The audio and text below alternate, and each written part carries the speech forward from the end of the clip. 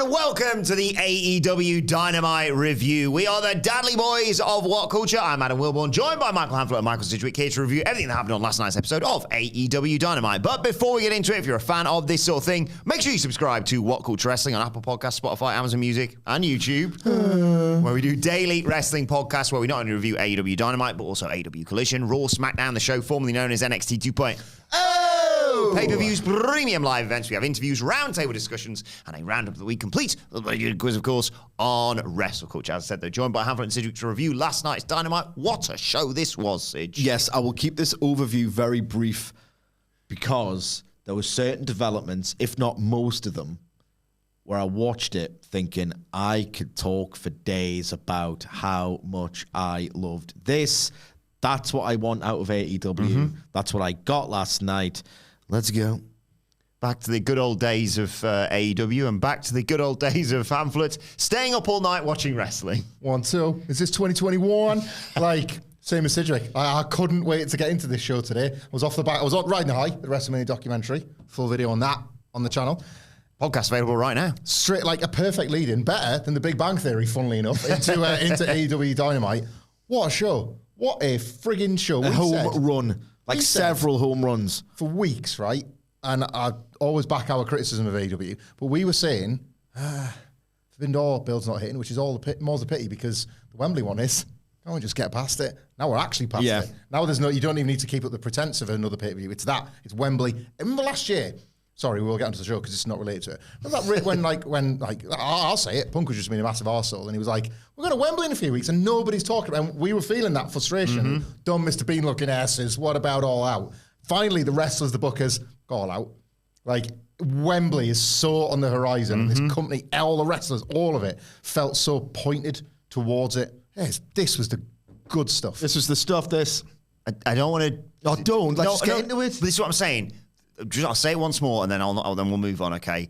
This is the reason why we're so exacting when it comes to AEW Dynamite. So we can celebrate shows like people get sick of it, though, so let's just let's talk about Beach Break. It starts with Renee Paquette welcoming us backstage, bringing in the backbone of AEW, Daniel Garcia, there with Daddy Magic, of course. Garcia, obviously, with the international title match that evening. Says he's no stranger to pressure. Tonight is the most important night of his life. He respects Will Ospreay, but on his mother's life, he's not losing tonight. MJF comes in, says he's proud of Garcia, and Garcia tries to sort of apologise for what happened last night. No. Focus on tonight. Don't worry about Wembley. And MJF even says, I want to be in your corner tonight. Garcia accepts. Daddy Magic not too sure, but eventually says to MJF. Yep. He says to MJF, what he says is... Hey. You all right? Thoughts? Maybe foreshadowed it a little bit too heavily, but it was so effective in the end that it really did not matter. I don't mind this sort of foreshadowing because you're just like, uh-oh. Yeah, if anything, you could see it from two perspectives, can't you? Either, or they might have laid that on a bit thick, or it adds a little bit of tension to the match. Or he costs Ospreay, I suppose, is the alternative way of looking at it. Yes. It started making you look for stuff. Yeah. And it was effective in that respect. Yeah. And then we got our first match of the night, Bryan Danielson versus Pac, Owen Hart Cup semi-final match. Danielson still struggling with neck problems. It's taped up. He's covered in Kinesio tape from the Shingo Takagi match from Forbidden Door and his career, basically. Hence why he's got neck problems. But really fun back and forth between the two of them. Pac looked great in this. Back flipped out of a leg sweep and just drop kicked Danielson in the face. Lots of stalemates in there between the two of them. Danielson's holding his neck. They trade some forearms and one of them just causes Danielson to collapse and the referee has to back Pac off. Danielson goes to the floor, so Pac goes, that's springboard moonsault, it is then. Gets him back inside, brutalizer. Danielson, though, gets a rope break. That takes us to commercial. When we come back, Pac dodges a baseball slide at ringside. Danielson hits a running knee off the apron. Tries a charge, but Pac just kicks him. It's a diving elbow off the barricade. Another one back inside off the top. So casually great at that. Before I forget, like an elbow drop is one of those things that it's actually really quite difficult to do well because you got to drive your elbow like savage or... Well, CM Punk's bad at it. You see a lot of bad ones, realistically. Like, I don't think it's usually something I see Pac do very often. He's just great at it. Yeah. That's like a sort of remedial thing for Pac, isn't it? Yeah, I'll do an elbow before I add 6 flips. Six twists. And Pac goes, neck problems, is it? How about I drop you on your head? a few times, actually. Argues with the ref. That allows Danielson to get him with the label lock, but Pac gets the ropes. Danielson climbs, but takes long, gets crotched. Huge superplex from Pac. He wants the Black Arrow, but Danielson's not there.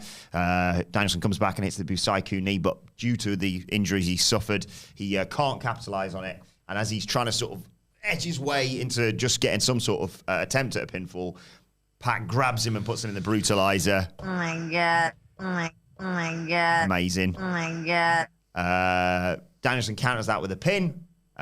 They trade some near falls, and then a flash crucifix gives Bryan Danielson the 1-2-3. He is through to the Owen Hart Cup final. I thought this was utterly fantastic. Utterly fantastic television wrestling. That was perfect. Absolutely note perfect for the context. This wasn't a main event masquerading as a match. The temptation's always there if you're Pac and Danielson, but no, they just decided to tell an absolutely fabulous, logical in-ring story. This was a semi-final where they basically wanted you, the audience, to think, oh, Danielson's screwed if he makes it to the final. This was all wrestled in service of, one, like Pac was like protected in the good definition of that bastardized word, very much protected by the way the finish unfolded, and it was very much wrestled with a view to what will the final look like with that version of Danielson's opponent versus this battered version of Danielson. Great episodic TV wrestling in that regard. The actual storytelling in the match as a match unto itself was fabulous. This idea that Pac is almost equally as great as Danielson on the mat, but you're trying to swipe my legs. Well, you can't do this. He has an absolutely incredible standing backflip. And I know they did it with Danielson flipping off the turnbuckles, but it was very much a story told of not only is Pac as good as Danielson on the mat on the night, he's superior in the air, as he demonstrated with those elbow drops, and Danielson's knackered. I thought this was really strong. In the last 2 minutes, they did kind of get you on the idea of, is Pac going to win this? Like one of those impossible things, but nothing's impossible when you're Danielson and indeed Pac on this night. There are 1 million ways to describe Bryan Danielson's genius. There are 1 million, right? Just one of those ways to describe how great Bryan Danielson is in the ring is that he does literally everything every other wrestler does or has done, and he just makes it incredible, and he makes it so much better. In fact, he almost embarrasses other wrestlers and how they approach it compared to Danielson. Case in point here, I wonder how many wrestling matches I've seen. Are we talking about like thousands? Like into the 5 figures? Yeah. I don't know how the maths works, but by the years, I've seen thousands. I've seen thousands of pro wrestling matches. In about half of those matches, I have seen the spot where it's one of my actual pet peeves, where Jericho is I know it's fun to pile on him at the moment, but he is a criminal offender when it comes to this. I've just hit my finish that you are going to kick out of. I need to sell exhaustion by crawling over to it because I don't want you to kick out of it that quickly. It happens all of the time. Why does Danielson feel like I can't make it? He can't make it to make that cover because his selling is so unbelievably out of this world, blow away, great, seminal, genius, perfect, whatever unbelievable superlative you want to apply to it, all of them warrant that definition. It felt like he can't make that cover.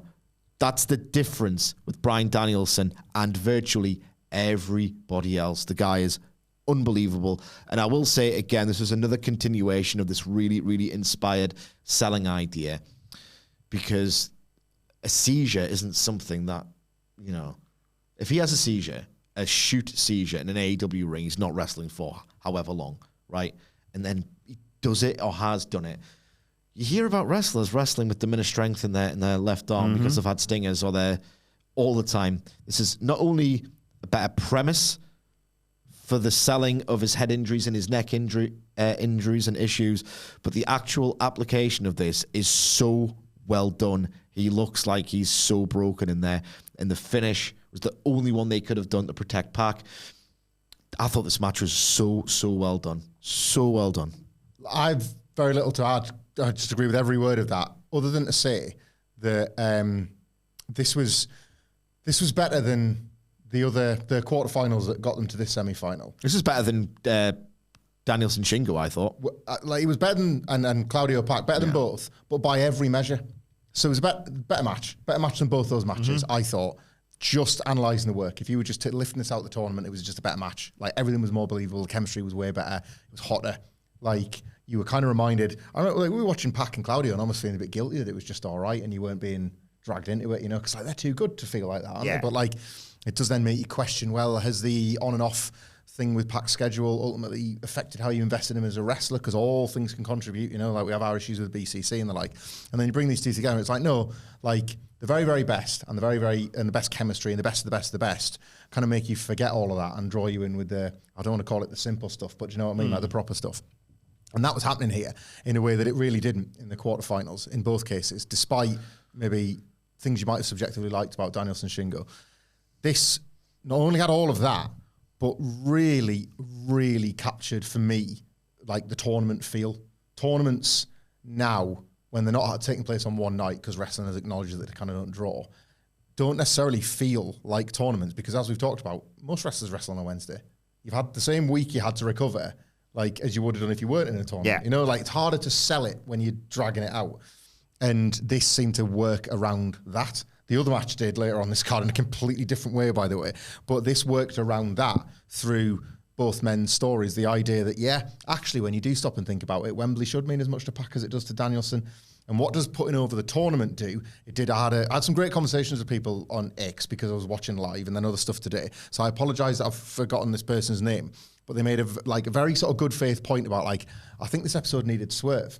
Right, the world champions just won this big match, and where was he? And my argument was there was at least, and possibly more, 3 cases here where the mere existence of world champion Swerve Strickland had this overarching effect on all of AEW, and that's like perfect show not tell booking. You don't need to have Swerve out there saying I'm the best, I'm the best. You've got multiple different segments and matches that are kind of every other talent is vying for Swerve the best, and this match, everything they're doing to each other, everything Danielson's putting himself through, is to get to Swerve's level, like in kayfabe and in reality at this point for Danielson and Wembley. So I just thought this was one of several across the show that didn't just put over what you were watching, but put over like the wider landscape of AEW, and they used to be so brilliant at that. And ultimately what gets you there is focused storytelling. And if Wembley has become this destination, as it should have been last year, if it's become this destination for the booking again, great, because it tightens everything up and it brings focus to what everybody's doing.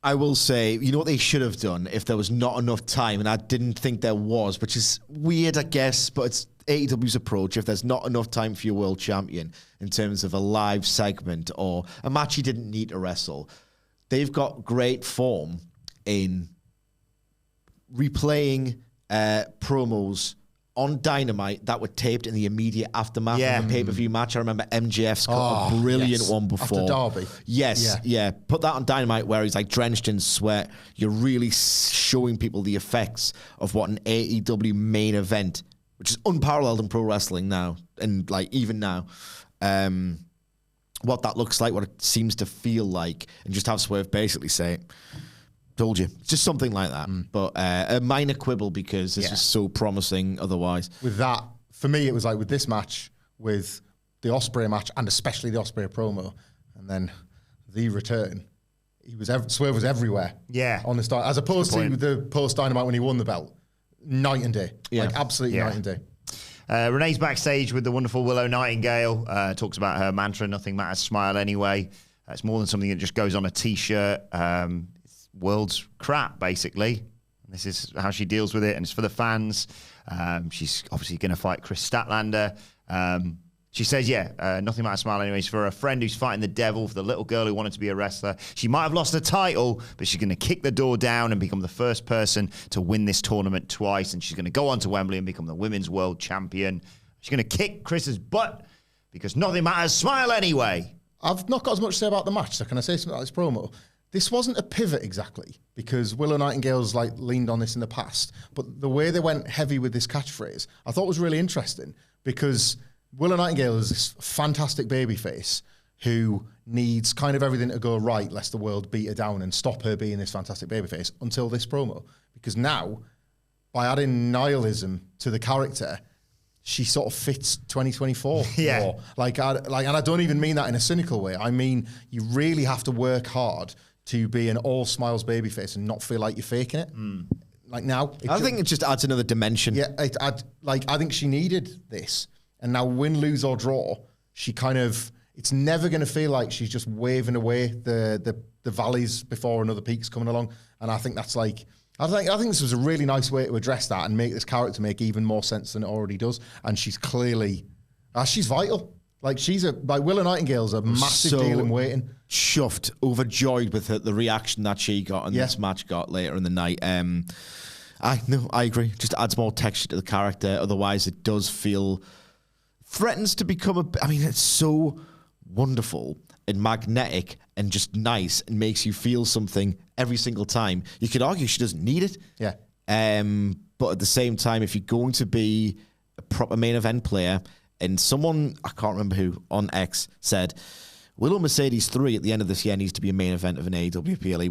With now that she's definitely Mercedes, a heel, and she finally starts to feel big, Willow really could main event an AEW pay-per-view opposite Mercedes Moné now. I completely agreed with that take. And you maybe need this dimension to the character. Speaking of Mercedes, it's very much Bayley stomping down on Moné when she was Sasha Banks. I can't just smile and hug. Yeah. I have to kick ass. And she's great. It's just the best.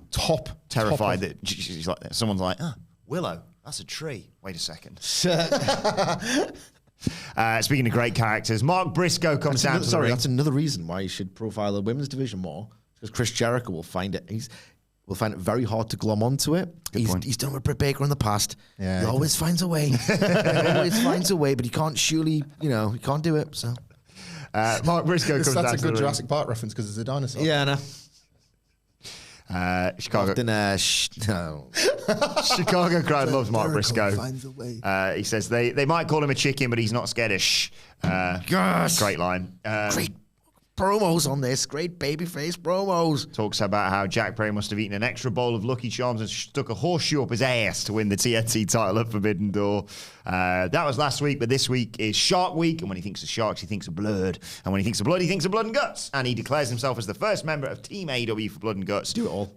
Corporate synergy. I like that. Yeah. I was saying to Will Ball in the news this morning, first member, only member. I've seen the graphic. Play the 5 of them in there, that's Blood and Guts. I think he can do it.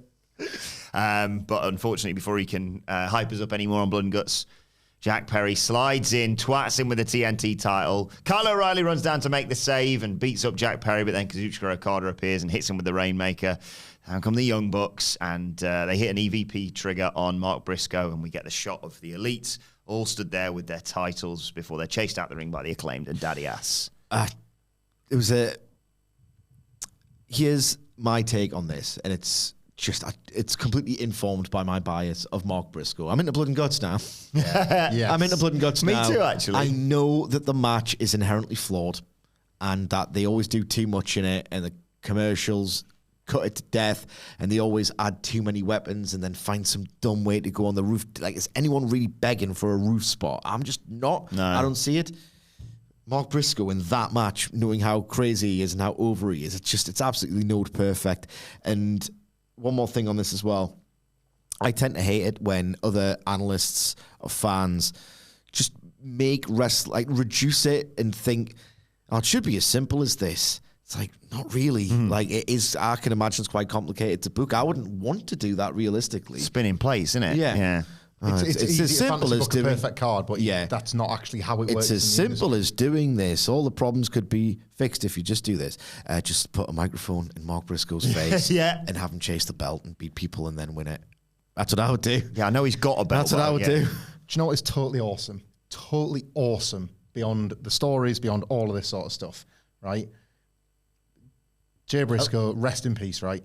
The Briscoes were not allowed onto TNT, onto Dynamite. Yeah. And who are they sending out there to do the corporate synergy for Shark Week? Yeah. It's Mark Briscoe. Like, there is something poetic about him being entrusted to do this, to help it, to have it like sort of seamlessly really feed into the match they were promoting from like everything that we knew about what was stopping the Briscoes getting back onto television.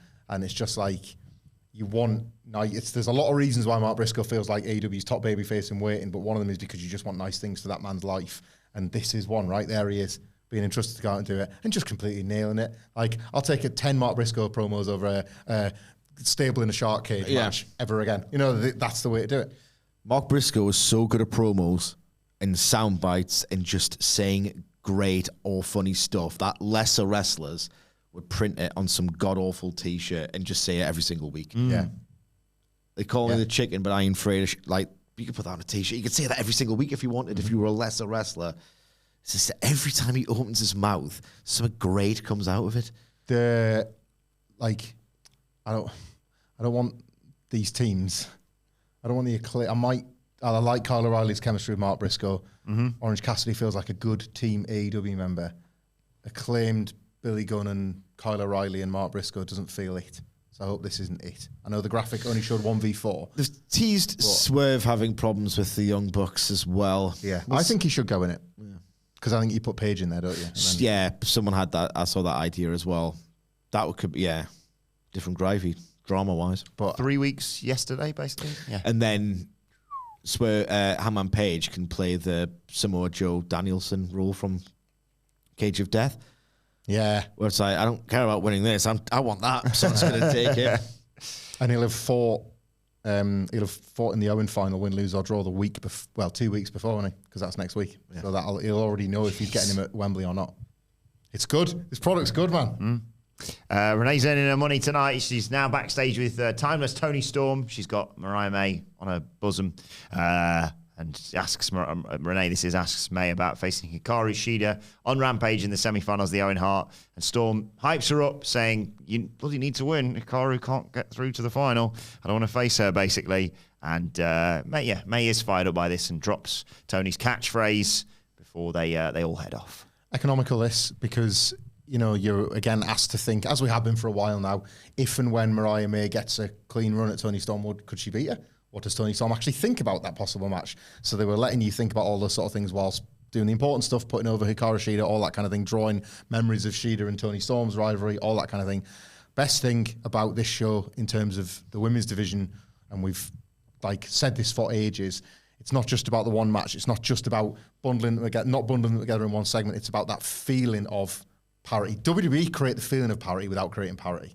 Especially under Triple H. Those Raw matches play out to silence. There is very little of a women's undercard to speak of outside of Bianca and Jade wrestling for tag titles. That's the bar right now. The illusion of parity, because perception becomes reality over time.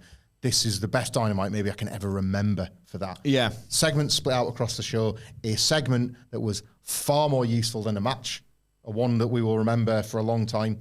Interviews like this that are showing you a match to come plus a match in the background. The Willow character, probably the best women's division episode of Dynamite ever. Yeah.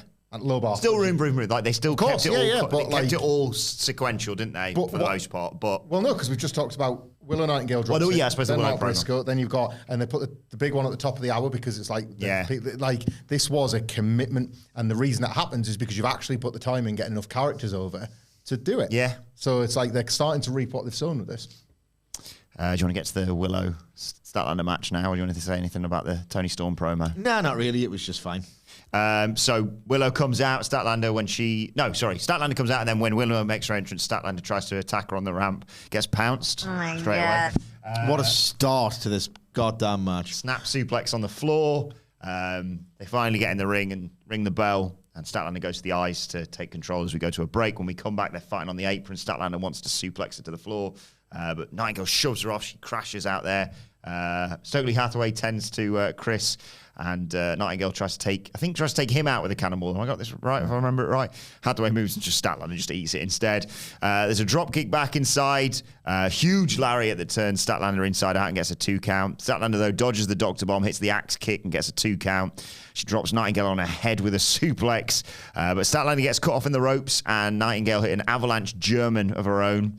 She then gets cut off with a big kick from Statlander, but Nightingale gets out of the way of Wednesday Night Fever and gets a roll-up for 2. Statlander battles back and basically hits an F5 for a near fall. Then Stokely sees his opportunity. He puts the steel chain in one of the corners, runs around the other side of the ring, jumps up, takes the official. Statlander grabs the chain, goes to attack Willow with it. She moves, as does the referee, and Statlander stops herself before she hits Stokely. But as a result of all this, Nightingale schoolgirls her. 1, 2, 3. Stokely, myself, all of us can't believe what's just happened. Willow Nightingale advances. Yes, I will say it's a good job that Willow Nightingale is just invincible right now and bulletproof as a babyface, because if that finish happens with anybody else, I'm like, oh, God. A little bit scarper and run away. You've stolen this one. You were lucky. You were fortuitous. Get out of Dodge before, people find out. I hate that post-match, but it's not like the one you were fighting. Get you. Yeah, it's Willow. It's absolutely fine. This was really, really good. Some of the bombs, just a really fun bomb fest that was so over in the building. It genuinely warmed my heart to watch this. And yet, let's run it back, because there's loads more that these can do. Absolutely loads more. So I was a little bit taken aback by the booking. Hopefully it's not the last time they do this. So I was a bit, it's weird. But in the throes of the drama and how hot it was, and just how meaty it was, I just had loads and loads I had a blast watching this, and it was just heartwarming. I say this, complimenting everybody involved. I think this was WWE flavored in every respect, including the roll up and roll out. Ultimately, and I say that as a compliment, because I like a Raw match that doesn't necessarily thrill me move by move, but has characters that are over in a story that I'm invested in. As Sid says, if there's a foo-ed going on that you actually don't mind another match to come, or you can buy a weapons payoff or something like that, and Willow's great in those. So, you'll watch one as long as you don't feel ripped off by something along the way. I can't think of it. Cody and AJ is probably the best current example, but at no point you feel ripped off from knowing that you're getting a rematch. There is probably more to come from these, but I didn't feel like I was cheated out of anything here, and the tournament helps. If anything, it was well measured. I want more, actually. I want more. I would take this over those weeks when we've had to talk about a Dynamite match being well wrestled to library atmosphere. This is better because you're invested now, you're invested down the line. And you get more, hopefully. Whilst there was a great deal of female representation on this show, this was, as I check my notes here, Sige, the only women's match on the card, which means we need to get to the name of the game. Before we get to that, though, we need to get to the aim of the game. Oh, hopefully this is one of the last times it feels like it could be. Please. The aim of the game is to identify to the hour, minute, and second the first time you hear the first note of the first entrance theme for the first woman to appear for the only women's match on Dynamite. And the fact that there's only one is just feels obligatory. But you have to now. It's 2024. It'll kick off if you don't put our women's match on. And it just feels like, what's wrong with this attitude? So we play this game to italicize, put in bold, and underscore, hang on, there's something wrong with this attitude, whether it's Warner or AEW themselves, They just feel like they have to do this, not that they truly want to do this, and you think, that's a mouthful. What are you talking about? I jingleize it. I jingleize this mouthful with a jingle, of course. And that jingle is, don't worry, guys, when the women come out to play, the main event ain't too far away. Because it's usually about the same time, wasn't this week? Ooh. That was the aim of the game. I'll level with you. Did not think to do a song. It's a busy day today. Forgot to do my job. A busy old day. All day. You know what, cheer you up, even though you didn't do a song this week, right? Because you made me laugh there with jinglize it with a jingle, right? There's obviously something in the Hamlet waters about you saying mollusk, because that popped my wife as much as it popped me when we were watching Stacks last night. Mollusk. It's a mollusk. It's just there was something about the deadpan of mollusk. Where's a mollusk? Anyway, that's the aim of the game. And, sometimes you just got to play the greatest hits. Yes. Well, this is ladies' night, and I'm thinking, oh, what a night. Love to hear that in a club. In a club. Like an AEW themed club. Yeah. Like after a big AEW show or something. Or before one. Or before, either or. Like a crystal club. Ooh. Gel. Keep your eyes peeled. Thank you, as always, to the Panda Blair himself, Adam Blair, at Adam Wilton 4, and Jose Palomares at the Ho 11. Always take care of the data, this sort of thing. Sige. Yep. Reminders of our guesses in descending. Yes. That's not a bit. It is not a bit. I refuse to Google it at this point. Not. No. Not until they put jingle eyes in the dictionary. Yep, that's it. In descending order, Michael Hamflett, 0 hours, 38 minutes, fled as his head. Michael Sidgwick, 1 hour, 10 minutes, 25 seconds. Adam Wilborn, I don't know you from Adam. 1 hour, 17 minutes, and 5 seconds. A women's match in the first hour. You were right, Michael Hamflett.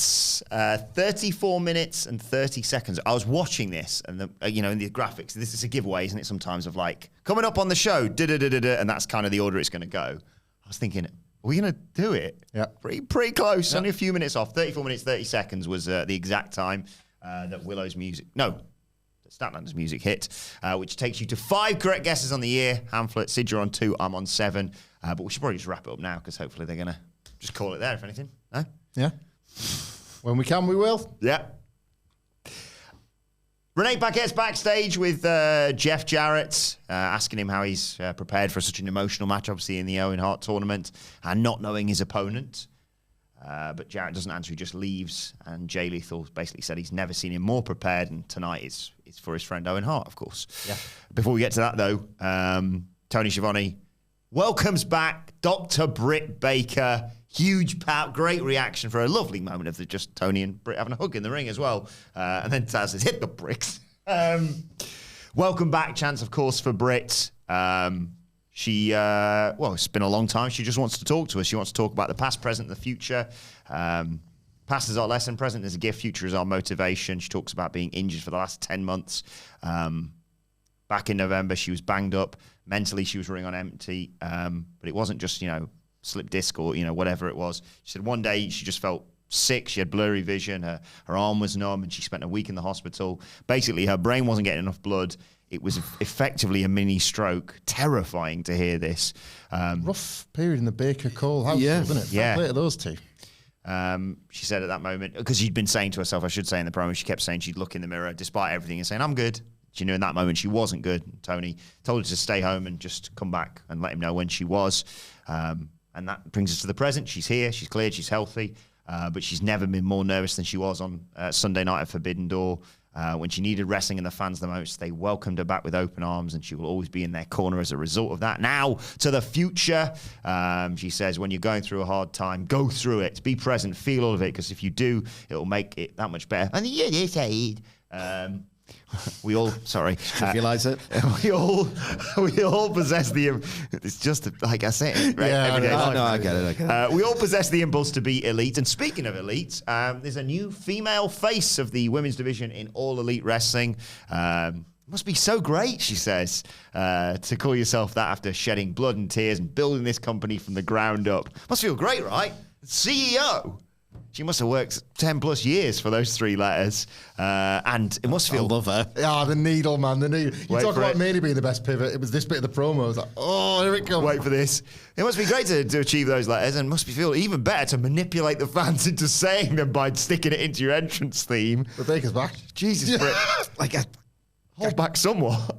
Get it? Yeah. I have similar personality traits. But she says...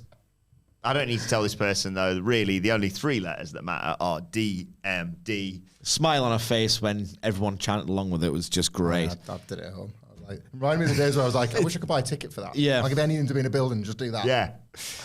Beep, beep.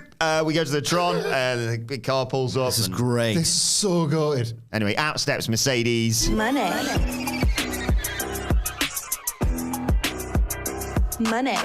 Young Bucks. She hasn't. Coming though. Yeah, the Young Bucks are there to greet her. Bloody does. Finally, a CEO they can actually get behind. I thought it was a good line. And they say, your championship celebration is ready. And Matt's like, let's have a great show, everybody. Sorry? Who said that? Oh, Matthew Jackson. I do apologise. Yeah. I should mention, it feels like I've moved on. No, Britt Baker still stood in the ring at this point, and she's there just like me, I guess, because We get stagehands bringing out huge amounts of balloons and what have you. Mercedes music hits. I don't know why I found that even funnier when there was the blokes with the bin bags and the gold balloons just emptying them out. Regardless. Mercedes comes out, does her dance. She's got the 2 titles. She grabs a mic, and DMD chants are going off as well. Mercedes is disgusted with Chicago at this point. Oops, did I interrupt something? She says. Chicago, she tries to get a bit of love from Chicago. They're having none of it at this point. Britt says, look, I get it. I outshined your moment at Forbidden Door. Now you're trying to outshine mine. Mercedes says, now you're irrelevant. You are. You want to talk about Forbidden Door? Then let's talk about it. I knew you'd try and take my spotlight. There's shut the F up chants from the crowd. She says, this is Mercedes says, unlike you, Britt Baker, and Chicago, here's what a real star looks like. She's leaning into it at this point. Britt has had enough at this point. She just says, all in. I wrestled the first one here in Chicago. I was the first female to go all in by signing the contract with AEW. I wrestled last year when you were looking like a broken bitch with a broken leg in the stands. And Mercedes shoves her in the face. And I mean... Oh, sorry. Folks, where's the lie? Oh my God. Money being made. Moments, I want man. to see this match. I want to see this match. So, yeah, she shoves her in the face. All right, WWE, come on. Yeah, but it was a moment, wasn't it? You imagine that in the video package. Oh, aye. It's a big moment when it goes. I mean, they don't do video packages. Oh, no, yeah, in the video package in my mind. In the 5 seconds I've got between match. Yeah. Yeah, Tiger Style can do something like that. Yeah. And Moné says she's never broke. She stays rich. She's a double champion, and there's a long list of girls. So back of the line, bitch. And Britt Baker just goes, bitch? What line? And Moné says, look, I know you're a fan, so you know what I'm going to say next. She hits her with a catchphrase, dances a bit, and leaves. This was money. This was absolutely amazing to watch. It felt monumental. It felt like the biggest match the women's division has seen. Yep. And it's followed the last biggest match the women's division has seen. You could feel that tension, that complete competitive, this is mine and I'm taking it. No, it's mine and I've taken it from you, if anything. That thing to the face was that they're going to scrap and I'm going to believe it. And they didn't scrap. Yeah. And now I want to see the scrap. Now I'm waiting for the scrap. In terms of the promotion, this was expert. The beautiful detail of coming out on the ramp. It's like, bitch. I'll do that as well, actually, by doing it here and here. That, like, the verbiage was great. Like, we're getting past, well, I'm getting past. Britt Baker's promo was just wonderful. Yes. Like, really, really nice. And, you know, and it turns out it was none of our business why she wasn't around. And it's, I should probably say as well, at some point, I think I might have had, I think a lot of wrestling fans have, and critics of, like, maybe be more transparent about your injury process and the nature of injuries. Otherwise, people think there's games being played or whatever. Then you read, you hear rather something like Britt Baker said, and you think, it's not my business. Absolutely none of my business. I don't need to know that if you're struggling with that. And Tony Khan's kind of in an untenable position if he's asked in a press conference on the hoof. Yeah. Where's Britt Baker? She's injured. What with? Next Well, question. this happened to her last night, and I've got no idea what's going on. Yeah, Maybe, you know what I it's mean? a tricky spot. Hospital for a week with a mini stroke. You Yeah, can't you can't divulge drop that. that in. Yeah, I know. But yeah, that moment where she palmed her off, I was like, oh my God, have a fight, but don't, because I want to wait and luxuriate in this build. This just felt, you know when just something just feels massive, and that's all you can say about it. You can say more, but the main takeaway is, Jesus Christ, this is huge. I could happily watch this match next week. In fact, let's do it. Do it now, but also don't, because I want to wait and I want to. How we want it at Wembley. Yeah. Unless they do something disastrous, right, to ruin my investment in this build.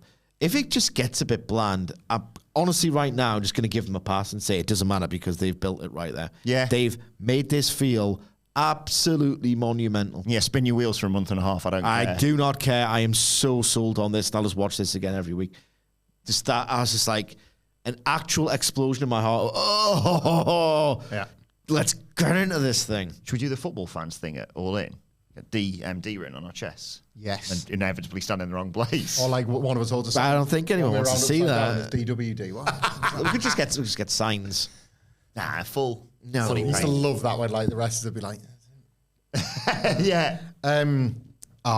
They couldn't have like measured the temperature any better here of how much to give you and how much to hold back, and that's good. Like, that's perfect angle advancement because as Sid perfectly illustrates that you want to feel it all, and then almost like a dog or something where you tap them on the nose. No, don't do that. It's like that's how you want to. Not yet. If they'd have like started swinging here, it would have taken a little bit from it because you want that, and it's promotion. Yeah, it's like supposed to build and plot and all that. I want to put over Tony Khan, right? We've spent this year highlighting how he has ultimately made most of the mistakes every promoter makes. There's a long deep dive on it that I'm very proud of that we did earlier this year where we kind of talk about promises that were kept and not kept and whatever. Or just check out Sidge's rant from NXT the other day. Yeah, couldn't hold it in anymore. Buried within the NXT coverage is an all-time Sidgwick rant. Preview and you were like, I can't handle it anymore. I've got to say something. Right? It's great. It's because I was just trying to join in. And I was like, AEW get better. And they did. Where did Ghosts keep their reading material? No. So, yeah. Spook case. Thank you. We've highlighted a lot of mistakes Tony Khan has made. I want to put him over for learning from one, right? This is the second example that I can think of, and I feel like if you drilled into it, there's probably more.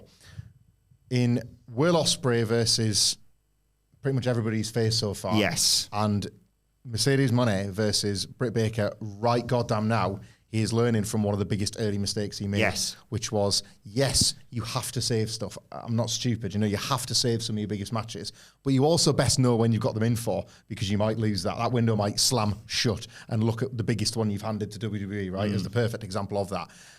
He doesn't want to do that anymore, and nor should he. No, we shouldn't. There is more TV to make. There are more pay-per-views to make than ever. The value of that TV is about to go up times 100. So stop inadvertently sabotaging your product by not delivering the matches your roster promises. And is there a better example right now in all of AEW than this one? Probably not. Yes, there's going to be, we're going to talk about the return of Hangman shortly, and there's ones that you want to see them get to. I haven't even got to that. Yeah, there's dream matches. And a main event. Subjective, right? Subjective dream match terms, I know, but there will be to AEW fans dream matches that they want to see. But those absolute, gun ahead right now, what do you want to see in it? This is one. Yes. And he was missing those for too long, ultimately. And it's just so refreshing that we're in the middle of a period where he's kind of nailing two at once in Ospreay. Like the Omega Okada face-off the other week. I don't know Kenny Omega's health status, but you don't put them in the ring together unless you've got it in mind sooner rather than later. There's three. So it's thank God there's a mistake he's learned from, and we're getting evidence of it over and over again. And for that matter, Wembley. There's no way that this is being teased for All Out.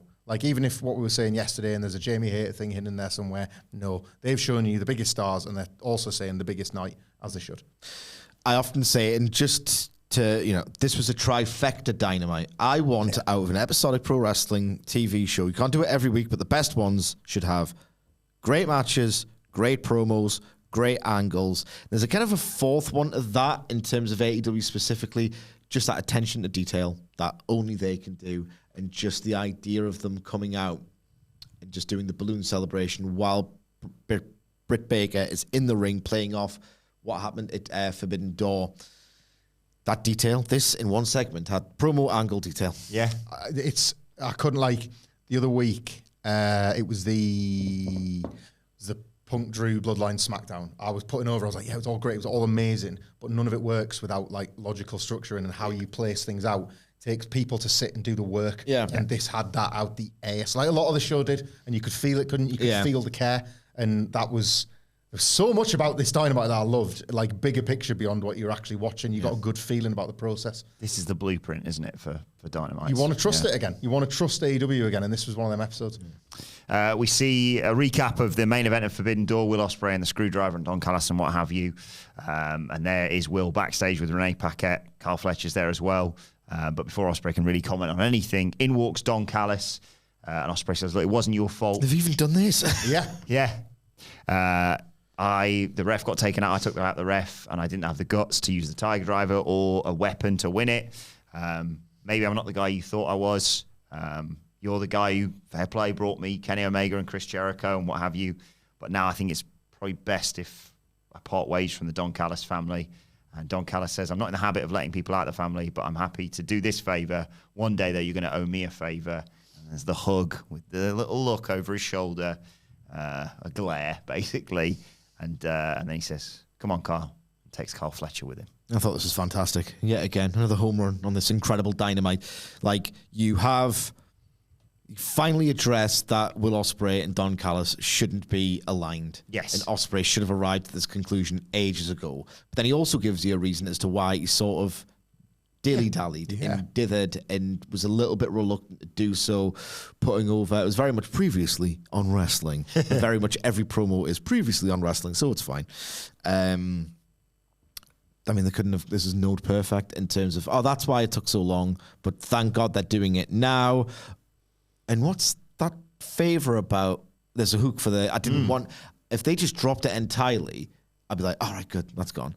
Now I want a continuation of... Wait a second, yeah. A continuation of Callis versus Ospreay, because what is that now? Yeah, what's the favor? This is such a better way around to do it. Everyone was assuming, to like Sidge's point, really, because we just wanted to see the end of it. Everyone was assuming it's turn, then split. Yes. Don Callis turns. Now it's split, then turn. This is such a better way around to do it, isn't it? Because it leaves something. And they're like, come on, Cal. Like they're, no, don't go with him. But then you sort of have to too. Yeah. You've been there, that's not a bad extra ingredient. And is the favour going to be that he's got to do something awful to, Kyle or what? Like, I'm engaged with it again. Yeah. And I think they've kind of like it's from the ashes, really, isn't it? Because nobody cared about this. It was just more a case of getting it done. So glad they cleared this up, like you say. And like you say, just get rid of it. Wait a second, what are you doing with that? Yeah. So, fair play. This excellent Dynamite just rolls on. What comes next? I'm a Luring Tree. So true live, by the way. Are you watching it live? How did you feel about it? No, it's not. He didn't leave, but I got but you left. I was like, but you weren't advertised. Yeah. It's like all the music that could have hit. That one, and then there's a new sector of people that love the Chris Jericho stuff that I now hate as well. Like the ones that think they're like super Columbos, and sorry to jump ahead. Like Jericho gets rid of Taz, and it's like, Chris Jericho getting somebody kicked out of the building. Remind you of anybody? In Chicago. It's like, yeah. Get over him. Get over CM Punk. Get over him. Fucking losers. Talk about AEW and those people. Yeah. Just get over him. If that's a bit of this bit, drop it. Yeah. Yeah. Stop making people think of it. It's absolute like Asia, roadkill. Yeah. WCW doing parodies of the much hotter attitude era. The Young Bucks weren't caught in it. They weren't out there doing punk puzz. It was none of that stuff. It was like, even they appreciate, we should probably just... I will say, they had their fun with it, but that was when Punk was still employed and not making the competition even hotter than you. And that was just fun. That line was like, that detail was like, it's just slightly more sophisticated because they're not saying, well, Asia's bigger than China. So to be fair, but it was that kind of energy of like, oh God, they don't care about you and you're still holding on to this. Like, get over it now. It's just so second rate. Picture you at home, just sat there having a whale of a time. Cereal everywhere. Crave, by the way. Not even the Aldi own brand, the Kellogg's Crave. All right. Oh, fancy day. How's the July diet that you and I are on going? That's so good, Al. But I was like, the box was all bright red, and I was like, I need these for the election as well, and they're on special. This is a sign. I need this with it. Oh. Hang on. Leave that there. Oh. Yeah. Oh. We can't have any. No. I just think we all put in the hard labour, and I don't like conservative opinions. Mm-hmm. All lowercase letters in that sentence. What I was going to say was, so you're having a great night. I'm the Luring Tree comes out, and you're like, you put this bowl of cereal down, and he comes out. Hi guys, gotta get my TV time right, guys. You just snap the spoon in half. Well, that's it, because I wouldn't flip the table because I don't want to waste the cereal. Just smash my face in the bowl. And he's doing the gimmick of like, oh, Hook, you beat me, but you did the cardinal sin. You stole my finisher, the ultimate sign of disrespect. That doesn't work for me, brother. The feud left. Yeah, it was over. You lost. You lost. And he turns his attention to Taz. He says you should be unbiased, but you were there, clapping and chapping. And who got some asshole clapping and chapping at ringside? Clapping and call a match. Clapping and cheering, that's what I should say, like a mark. So he's spoken to the Young Bucks, and he's got an I was going to say what's chapping, but I know the expert in chapping, and that's Katsuyori Shibata. Read up on that. He's got an executive order that says Taz is relieved from his... I'll tell you after. Okay. Announced duties for the rest of the evening, and he must vacate the arena immediately, and security are there. And Taz is like, let's see that, actually. But he's led away, and thanks, Jericho. Thanks, security, and says, bye, Taz. Go to the match as well, because I've got no opinions, really. Jericho pops himself early on by realizing some people's names rhymed or something. And they get a childish sense of humor, hasn't he, Adam? Yeah, lazy. Joe Hook and Shibata, I should say, versus the Cage of Agony. Shibata gets a rolling leg lock, but then gets caught in the heel's corner to take us to a break. When he comes back, he fights out of it, gets to Hook, hot tag, load of suplexes, and then I think it was Toleone puts a stop to that. Gutbuster from Bishop Khan, that gets a 2. And Jericho says, if his shoulder had been on the mat for 3, he'd have lost the match. He's the Michael Owen of analysis, basically. Joe comes in to clean house, goes for a dive, but gets hit with a big pounce.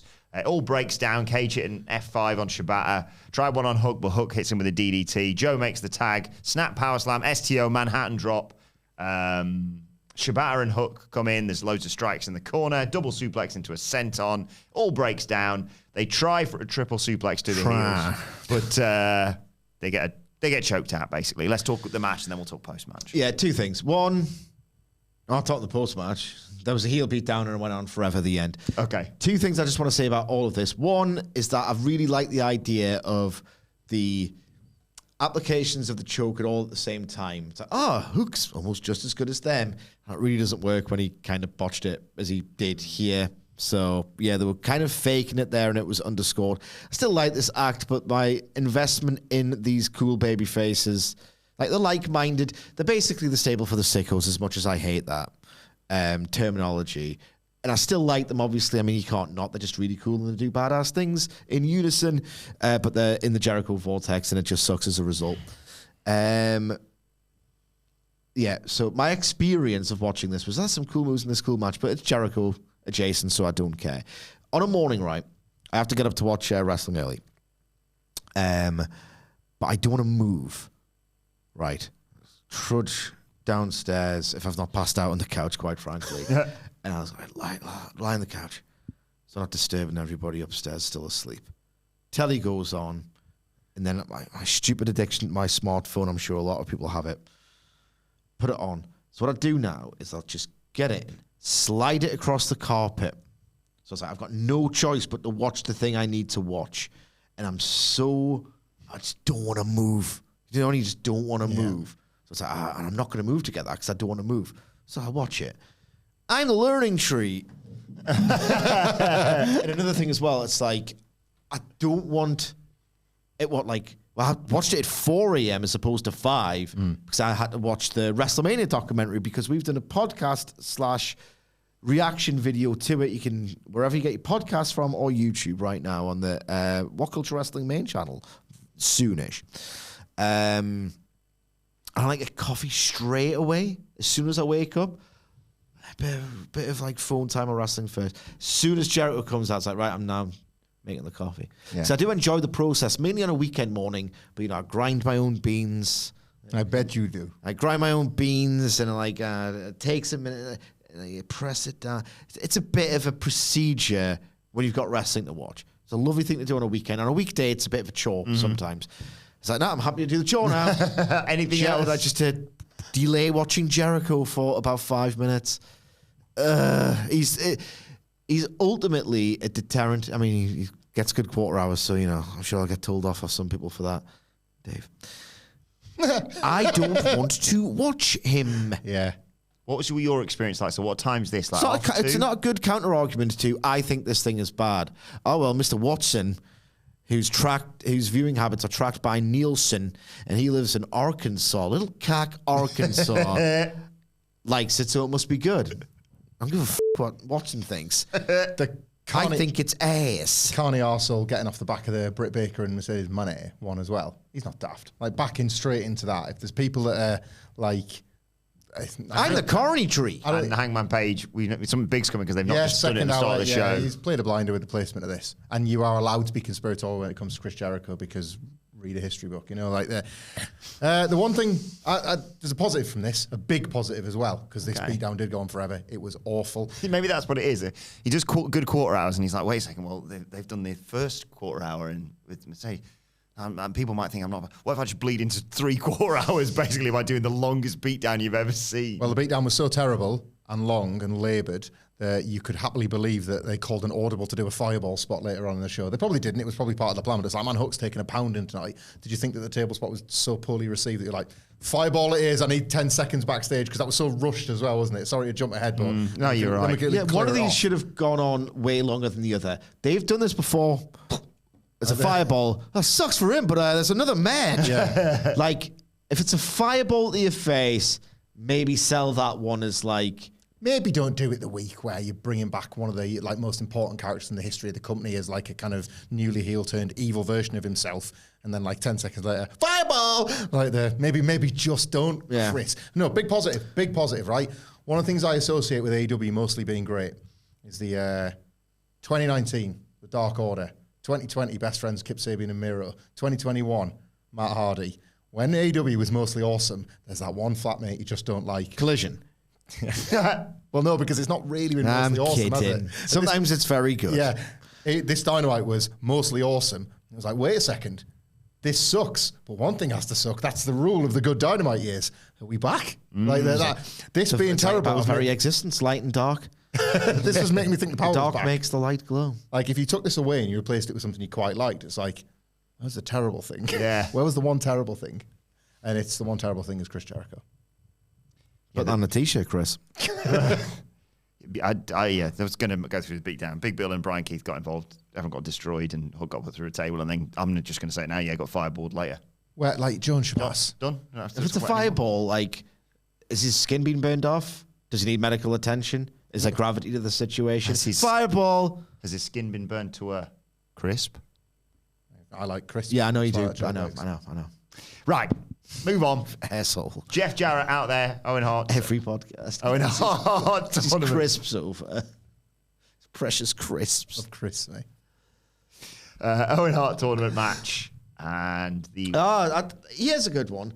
We don't really lunch together. There's so much literal fun in the studio. And then I think lunch is like half an hour away from these. That's usually how it goes, yeah. For whatever reason, I was in the same area as Hamlet. And I was like, ooh, what kind of crisps you got? I don't know about this. I'm fascinated. And I just said, Hamlet, can I have one? Yeah, just one. What was this? I can't remember. It was just like, you were just protective over your crisps. Oh, yeah. And I wanted one of your crisps, and you said just one. It must have been pretty special. Let me pick it. That one. Of a shard. It must have been like pretty. Maybe it was like ones that people had sent us. You know, we got that like awesome care package of random America crisps. No, you wouldn't. No, you passed them out. You did. Yeah. You didn't hoard them for yourself. Did he? No, I'm joking. Speaking of care packages, keep an eye out for one from a certain Panda Blair coming soon. Oh my God. I'll say no more other than that. I think I know what a little bit of that is. I think I do as well. But we need to get to the wild card. In other words, I suppose if you're going to use a different term that they used to use for like a surprise entrant, you'd say this was the Joker, baby. Good law, actually. Yeah. I've done this twice before, hasn't he? So it's Hangman Page.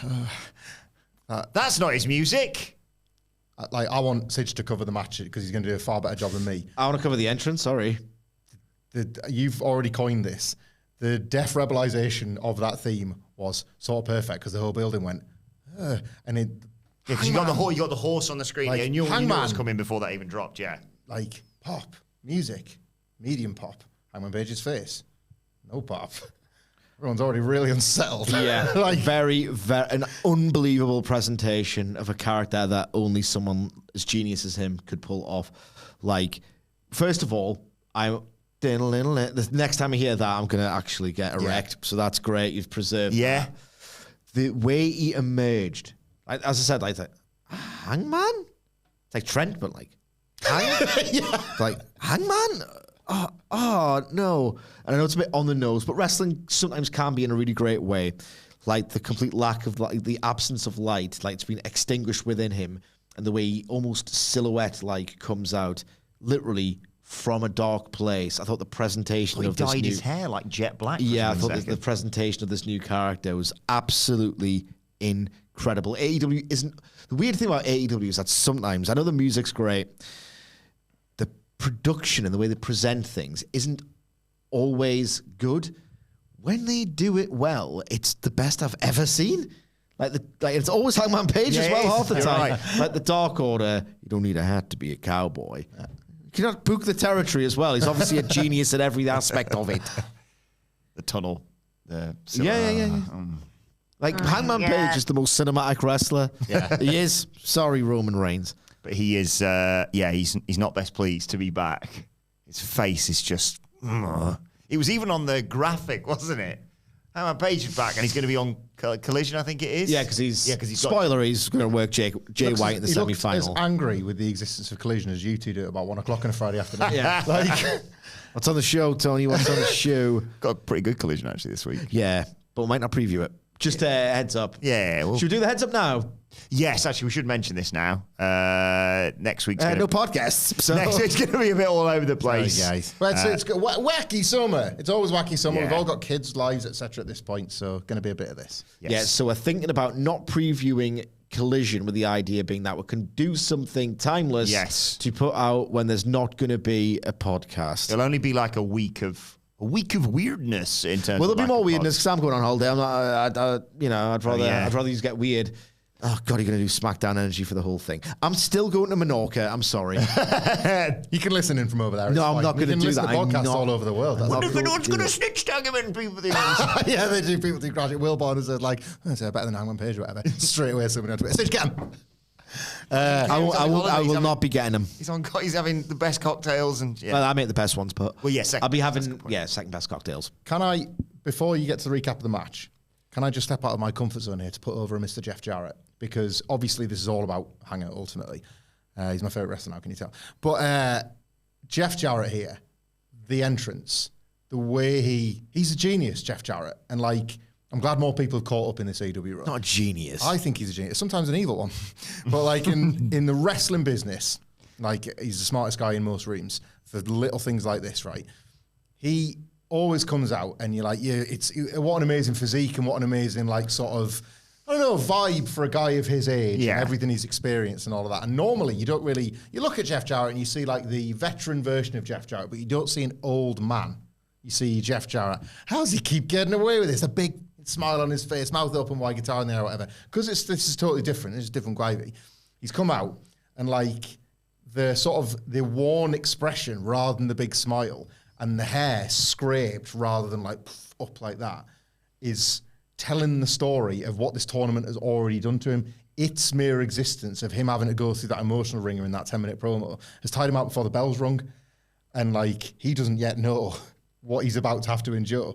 And I just thought that was like, the camera's on him, trained on him as he walks the ring, and you are left to look at Jeff Jarrett and see that this is not the arsehole, the laughing cowboy guy. It's something very different. And I thought like that was a nice little detail that he added right the way through, because at this point you don't know it's Hangman and they could still be doing is he going to go all the way with this? But then you're left, it's already planted a little seed within you of like, he's still an old man and it's still going to be hard for him to get it done. And then as soon as you realise the threat that's upon him, that's kind of what you think throughout the whole match. Stop it, Paige. Like, stop it. Well, he did. Jarrett got some shots in as they go back and forth, and then Page just took his head off with a lariat.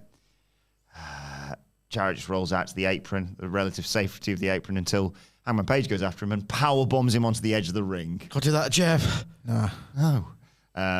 And then he slams his head into the steps as we go to picture-in-picture. When we come back, as if he's not done enough already, he bites at Jeff Jarrett. Wants the dead eye, but Jarrett hits the stroke on the ring apron. They both just beat the count in. What a desperation spot that was. You've got super-powered Hangman Page and you want to do something to tease a count out.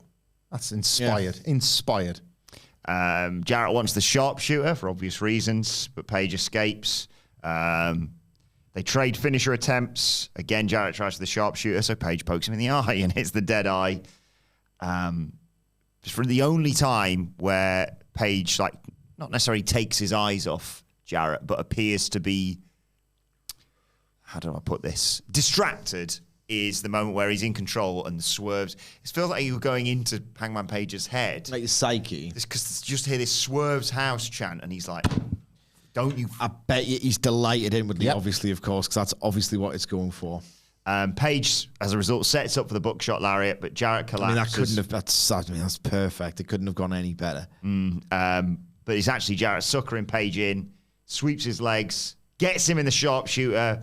That's kind of the last hope of Jarrett, this, and then... Oh, heartbreaking. He's crumbling as he's applying it. Oh, God, this was good. God, this was wrestling. Yeah. Page, TV wrestling. Yeah, PG Page gets to the ropes. Hangman PG. Page pulls Jarrett throat first into them. Hits the buckshot. He's got the match won, Sige. He's hit the buckshot. Just pin him. Now, jumps on top of him, starts punching an old man in the head, and then hits a dead eye completely unnecessarily for the 1, 2, 3, and then... Page storms out. We'll get to what he did in a second. And Karen Jarrett is left to scrape up her husband. I mean, I think this is absolutely incredible. And this takes me back to 2019, 2020, 2021, where I might be reaching, bro. And I don't care. I like to explore this as best I can. Like, this presentation of Hangman Page is brilliant. Like, you know, literally coming from the dark place in the entrance, the new music, how unsettling it all is. Rabbit punches to the back of the head. Like, he knows how to be a vicious. Like, it reminds me of like when he was like scraping his arm against CM Punk's face. He can be a bastard in that ring, and he's doing it with this new character. Just a quick, so it's going to escape my mind. The Owen Inzaguri somersault bump. Oh my God. I mean, I just adored that. Yeah. I mean, that's Page's and Jarrett. Like, I never expected to want to see this match, particularly in the way that it was worked. Snuck it in considering what the tone of the match was. Yes, I know. It was effortless as well, wasn't it? Like that. Aye. They did seem to sneak it in. This must have been very difficult for Page. Like, how many things he has to do here. He has to present a completely different character, not just to that which he's been doing or has done, but to what a lot of wrestlers have tried to do. And he has to get it over, appear like he's the new favorite for the tournament. But I'm begging you, AEW, if you're possibly listening, don't do anything next week or on Collision to make the winner of this tournament obvious. Like, please, because at the minute I'm thinking it's a pick'em. Danielson Hangman Page, is.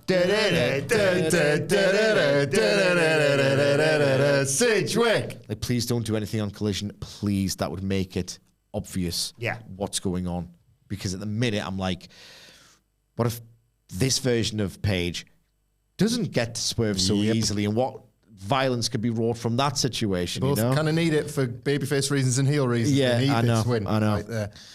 So I thought that was fabulous. And so Page has to get this new character over, appear like, oh God, everyone who wrestles him's in trouble, and give Jarrett that hope spot. And Jarrett, and it just worked perfectly. Like, the amount of things they had to do, some of which sort of contradicted one another, and how you arrive at it, and just check. Can I make Jeff Jarrett give a host spot? Check. And this is just absolutely out of this world in terms of character work. Here's my read on this Hangman Page character. And it might get completely undermined if he does do something like, I'm going to explain my actions in a promo or whatever. I still see, even this version of Hangman Page, giving rabbit punches to, of all people, Jeff Jarrett and what he's fighting for in this moment. And the fact that there was eye pokes and that just that overkill at the finish, totally unnecessary. And the fact that you are meant to think, you can't, the reasons why Jeff Jarrett is wanted to be in this tournament. And by the way, Jeff Jarrett would have probably loved this as a bit of business and getting heat on someone. He's an old pro. Let's be honest about this. Personal issues draw money. Yeah, he knows that. His dad said that Jeff Jarrett will know, this is what he might have like pitched it. Yeah. At the very least, he's probably like, great idea. I don't want to speak for anyone, but I mean, come on, let's be realistic and let's be grown-ups. I'm going to be in a match that people won't seem to forget. Yeah. For the business, you know? I still see this version of Hangman Page, and again, it might get revealed to not be a good take as the weeks unfold and as we get to grips with his character and as his character is more fleshed out. I don't see a guy who's just turned bad, even though he has in like a really horrifying way. I just see a bloke who's completely lost it and he's snapped and he's lost. He's not turned bad. It's not an embrace of bad, but he's had the goodness drilled out of him. Yeah. And but it's still there, but he thinks it's gone. He's not a bad guy relishing being bad, and it's like in the absence of good now. He's lost his way. It's never a face or a heel turn, which you think about it is silly. In AEW, not necessarily. I don't think MJF gets anywhere near enough credit for the way that he had to work towards that face turn last year. As poorly received as it was towards the end, he didn't just go, "Oh, I'm popular, guess I'm good and wrestle bad guys now," which is just what happens, and it's something you've grown to accept. I don't think he gets enough credit for it, and I don't think Page gets enough credit for the inverse of that now. I don't think it's as simple as a heel turn. He's going to actively just relish being a bad guy, and I'm actively trying to get the crowd in this interactive performance art to boo me. I think it's deeper than that, and I know that's pretentious, but I just see a guy, oh God, bad things have happened to him, and he's lost his way. I don't see it as a heel turn, even though he's doing bad things. I still see this version of Hangman Page, the beautiful, wonderful acting with his eyes and the absence of good and how scary I truly found him last night. And I still see, I still have that sympathy. Yeah. Look what's happened to my guy. Yeah. That's bad. It's the age-old thing, isn't it? Of it doesn't quite work here because you're obviously talking about like your sort of classic heels. They need to be rooted in. I don't like him, but I can kind of see where he's coming from. Look at the landscape right now. Swerve Strickland, a man who terrorized his child, is beloved. Well, okay. Why bother trying to be a good guy? This is the best version ever of the Joker, baby. Yeah. Well, I would say it goes beyond the Joker. I mean, it does. I just wanted to do the thing. I was saying what I was going to say was... Welcome to my club, yeah. The comparison is getting made, rightfully so, with Drew McIntyre. This is another fantastic version of the Bret Hart, Steve Austin. Him... It cannot be my fault that you guys are falling in love with him. Why are you falling in love with him? This is on you, everybody. It's not me that's the fault. The children must be. There's an element of that with this. Sidge is right as well. The investment in Hangman Page is so real that I think everyone will share your take more than you realise. I think people believe in that more than they believe in him having the ability to be bad, and that shows a real deep investment in Hangman Page, and that's to the benefit of AEW bigger picture. I used the comparison on X yesterday, which slightly goes against what she's just saying, but I think it was all about a vibe last night.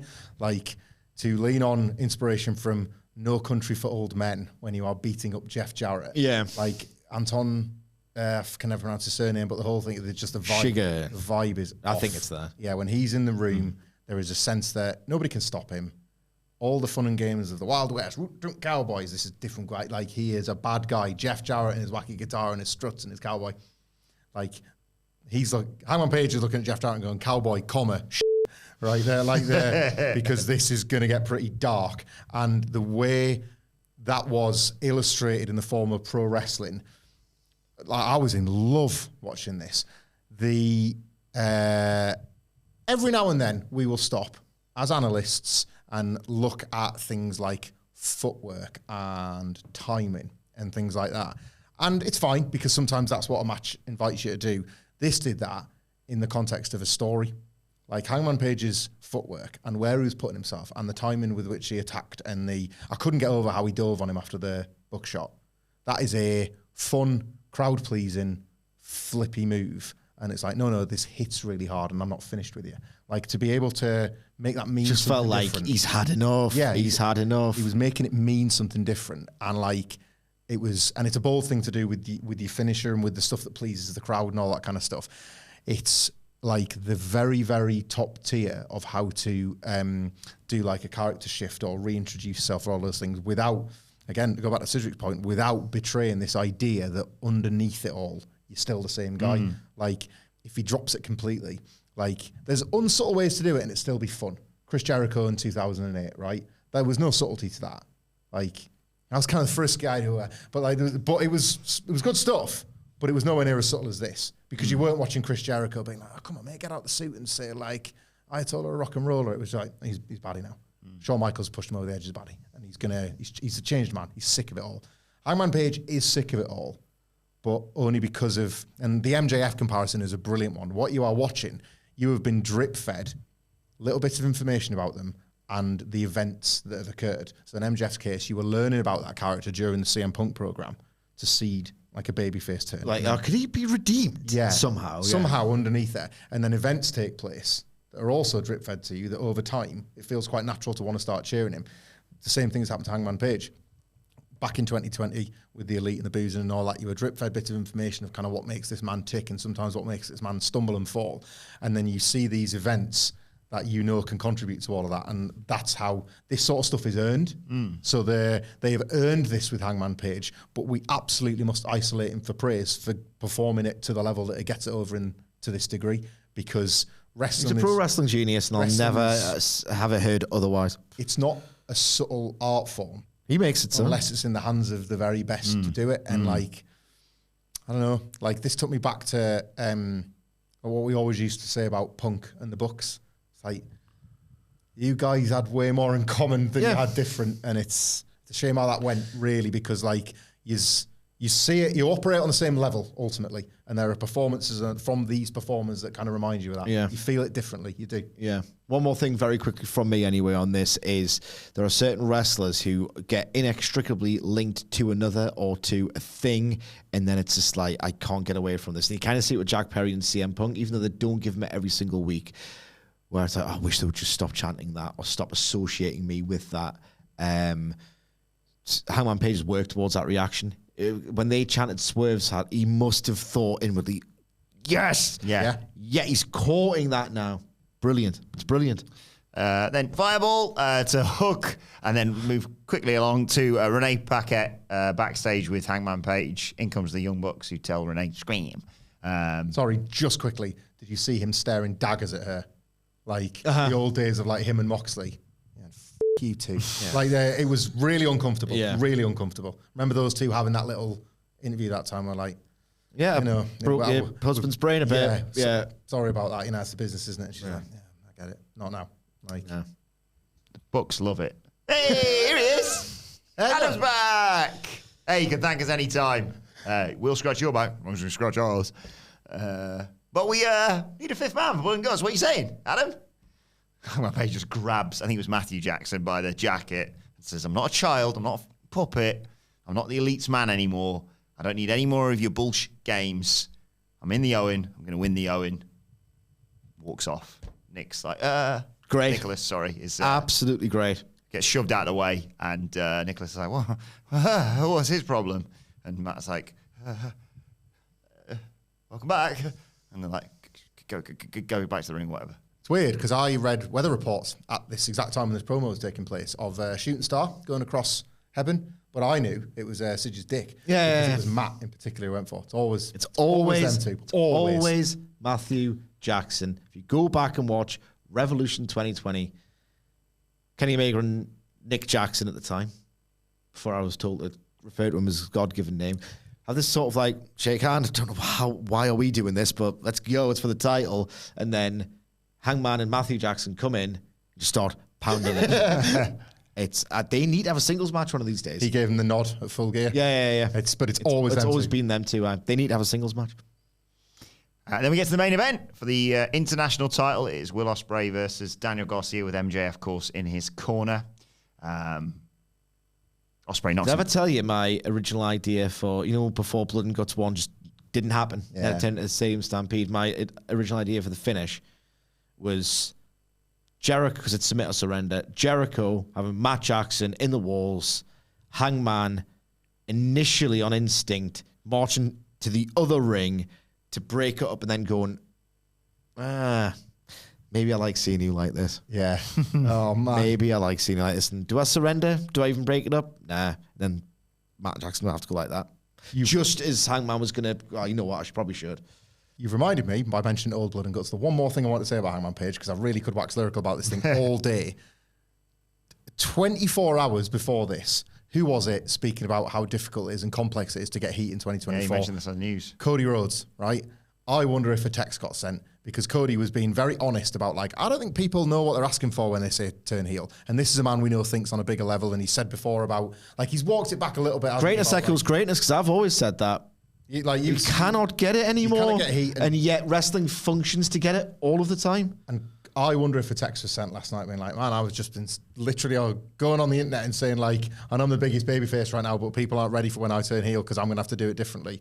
And it's like, he just did. The elite is like, they still do think differently, don't they? Yeah. And it's like nice to see that. So Ospreay knocks Garcia down straight away. MJF gives him a bit of a pep talk. I was worried they were going to lay it on a bit thick, but then it just sort of, yeah. Garcia gets him with the head scissors. Ospreay tries to spring out of it. I've never seen this before. Garcia just went, little pile driver. Yeah, I love that. Garcia gets taken down with a headlock takeover, though. There's a cheeky Nando's kick as well. Big dive from Ospreay, who immediately gets into MJF's face. That takes us to a break. Garcia fights back, rolling neck breakers when we come back. DDT. But Ospreay fights back and basically hits a phenomenal forearm for a 2 count. Ospreay's like, go on, free shot, Garcia. So he shoves his cock in his face and does his dance. Hits a Saito suplex. Garcia takes too long to follow up, though, and runs straight into a standing Spanish fly for 2. Ospreay got him with a Styles clash as well for a near fall. Chicago's loving this.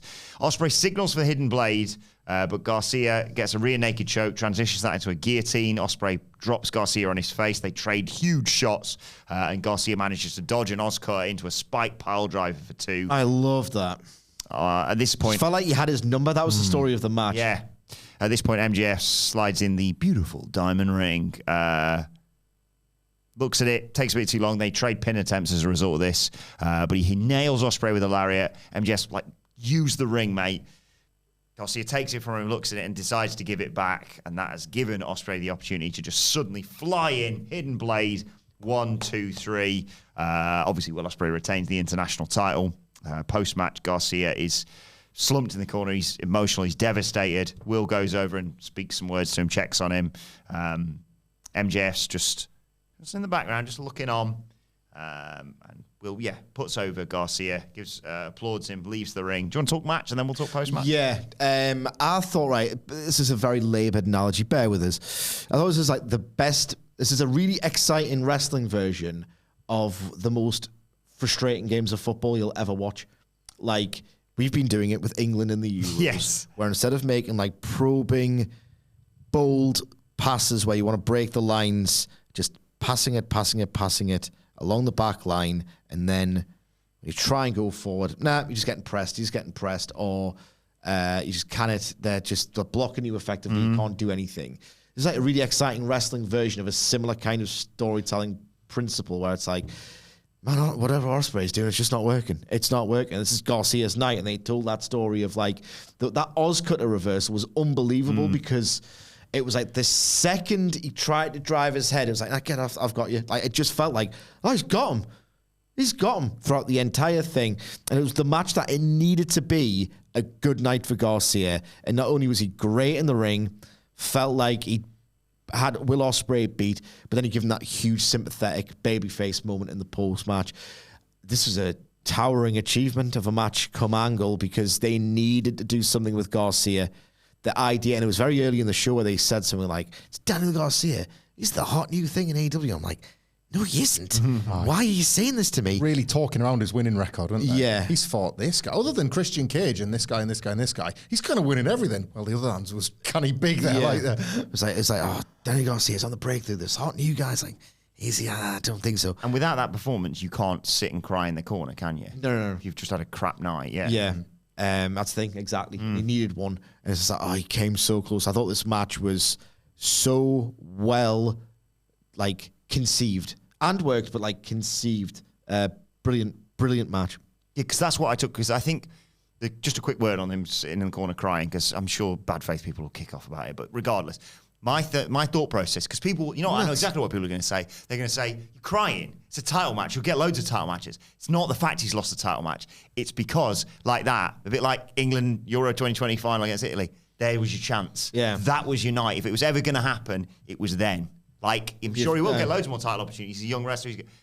that was your night to not only win the title, but beat someone like Will Ospreay when Will Ospreay... You're supposed to sell devastation. Yeah.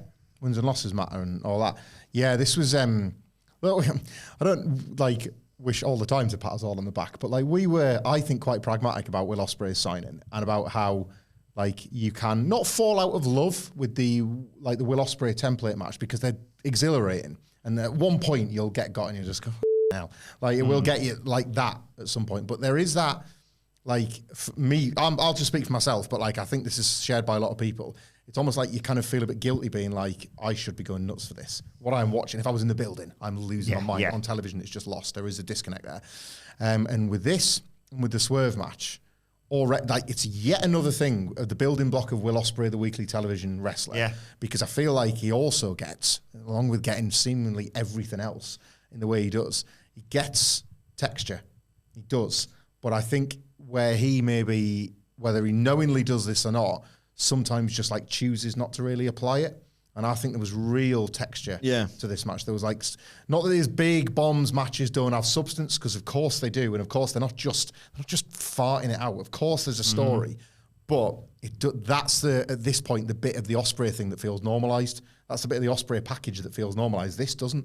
This Will Ospreay that you've just we were watching. The announcers did a great job in this as well. Of calling attention to every time Garcia did seemingly have him, or every time Will Ospreay did look more of a beaten man. It's is this because he was a beaten man for the first time on Sunday? The golden boy, the perfect record, now it's gone. We're all fans of football teams that go on winning runs and then go on a 6-game losing streak because the players' heads go for a little bit. Again, it's when you talk about the Kenny Omega selling an injury. There's way more sport in AEW than they'll ever get credit for doing. This is selling so sport. Much more. This is selling sport. Ospreay getting countered, Ospreay getting caught out, Ospreay stealing half of AJ Styles stuff might not be an accident. It's I'm going to go to one of my inspirational guys. I'm going to go to the old. I would practice this stuff on a trampoline at home, and it's so far in the back of my head I can do it without thinking because my other stuff's not working because my confidence is rattled after again putting over Swerve Strickland. By the way, he was the ghost at this feast ultimately as long as he's the AEW World Champion. A lot of nuance to this that helped both guys immensely.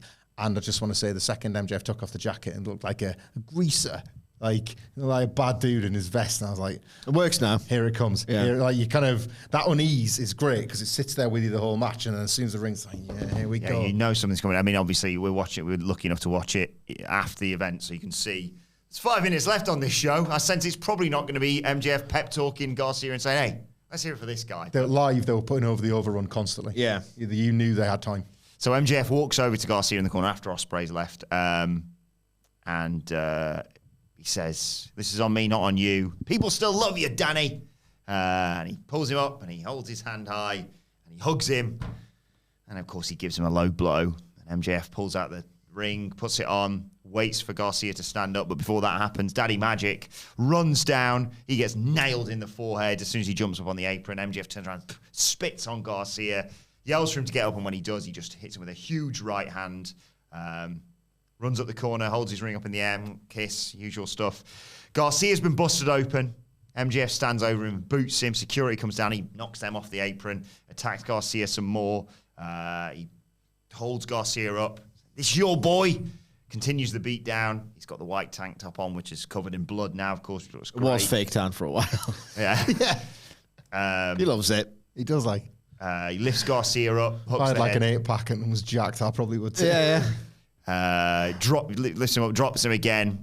So just to bear in mind, we've seen someone get busted open. We've seen someone getting beaten down.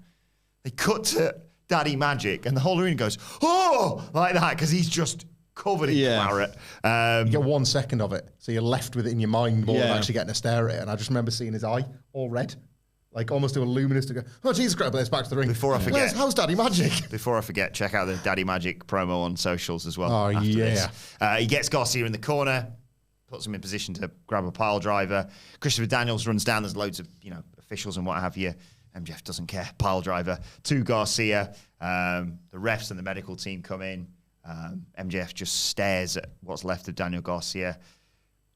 Besides, he's still not finished. Pushes everyone away, mounts him, more right hands. Will Ospreay comes hobbling back down, slides in the ring, and MJF bails, of course, leaves through the crowd. And the personification of how well this proper heel turn has gone is, he winds up some fans by knocking a drink out their hands, but other people stop genuinely trying to get to MJF. Like whether he goes nose to nose with someone or just throws some trash at some fans. Oh, this is unbelievable. Security are like, no, don't, the age-old thing people have always called for. That's the heat you want from the fans. But he's a time traveler. He's different gravy. He can actually get it. Yeah, very few can. He leads through the crowd, and to close out the show, Daniel Garcia gets stretchered out. I think this was so well measured in terms of how long it went, because they probably realised, right, Garcia's not that over, and people want to see this from MJF. And in fact, there were lots of MJF chants as he was doing it. I think it was just relief of, thank you, this is the MJF we've kind of really wanted back all along. So they laboured on it, and they laboured on it, and they laboured on it, and it made it feel unsettling and like, oh, he's just not doing it, because this is the one time like the overrun has really mattered. One of the few times it's really mattered where it's like, right, he hasn't just done it to do it. It's like, no, he just wants to do this. And it's going on and on and on and on. And he doesn't care that the TV cameras are meant to have stopped rolling. He just is going to do it. Fabulously performed. A really necessary shift, quite frankly. You want, at this point, especially when your tickets aren't selling and you're not very hot, you want to put your best people in the best positions and just stop about. And MJF is absolutely a god as a heel. And I think we're going to be reminded of that over the next few weeks, maybe leading to a new golden era of AEW television. Fingers crossed. The diamond ring, by the way, being MJF's sledgehammer. God, he protects that thing. And I like that so much. Like the one punch and Menard's out, every security guard getting decked by it. Daniel Garcia's been put on a stretcher with a diamond ring. Like, basically. And I love so much how, like, what, we're 5 years in, we must be coming around to him winning it again at some point soon. I was just thinking that, when he was using it. And he probably will. So it's nice to draw attention to that now if they want to just throw that out there as a stip 1 week. Maybe Daniel Garcia is the first guy to break the MJF dynasty. Who knows? But yeah, like, this is the protection and preservation of stuff like the diamond ring, the original integrity of the MJF character, without doing a sort of 180 from the guy that came back. He told you he was back to hate, so he's, he told us. And our scumbag. That's a paradox, isn't it? It's time to lean on that a little bit. This was another, we've said this already on this podcast with a few things. This was money. This was you talk about selling tickets and whatever's on the docket for Wembley. This was money acts doing money stuff, setting up other money stuff. It's still a long road back for the hot AEW product, but it felt like a lot of getting the ducks in a row, didn't it? Yeah. Circle back to your all-in point, like you say, you can... Obviously, some stuff is blatantly obvious what's about to happen. Some stuff you can speculate, as you mentioned, with like Danielson and Hangman in the final of the Owen eventually, if he gets past Jay White, obviously. But like, you could now arguably draw a line from here to All In to All Out. Like, you could do, like we talked about with the Britt Baker and then Jamie Hayter thing, or you could do Ospreay versus MJF and then Daniel Garcia. Or like, it's not just, bollocks, we've got 2 shows back to back. Well, we'll just do trios in the first one and then the proper matches in the second, or whatever you want to do. I just think it's finally coming back together, and it makes me feel things again about AEW, which is something I've struggled with, I have to be honest. Yep, I jumped the gun earlier this year. The power isn't back. There are still wrestlers, and I'm not just talking about Chris Jericho, who increasingly feel like they do not belong. There's still problems, but my God, this was excellent. This was excellent professional wrestling. Let us know your thoughts on AEW Dynamite in the comment section below, or on X at WhatCultureWWE. Actually, they can follow all 3 of us. You can follow Michael Hamflett at Michael Hamflett. Follow Michael Sidgwick at M. Sidgwick. Follow me at Adam Wilborn. Follow us all at WhatCultureWWE, as I said. Make sure you subscribe to WhatCulture Wrestling, wherever you get your podcasts from, for daily wrestling podcasts. And as we mentioned earlier on, you can check out our instant reactions to that WrestleMania XL documentary as a podcast or as a video on the WhatCulture Wrestling main channel right now. But for now, this has been the Dynamite Review. My thanks to Hamflett, Sidgwick. Thank you for joining us, and we will see you soon.